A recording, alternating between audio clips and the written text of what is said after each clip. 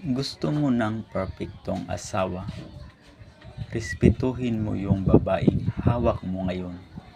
Tandaan mo kung ano ang pinaparamdam mo sa partner mo, yan din ang ipaparamdam sa'yo. Kaya kung gusto mong i-priority ka, mahalin ka at aalagaan ka ng tama, gawin mo muna yan sa asawa mo. Dahil ang babae, kung ano ang pinaparamdam mo, ganyan din ang ipaparamdam sa'yo. Doble-doble pa. Kung ang tawagan ninyo ay baby,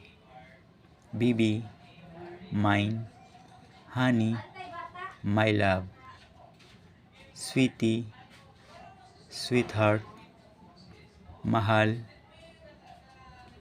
sign yan na di kayo magtatagal.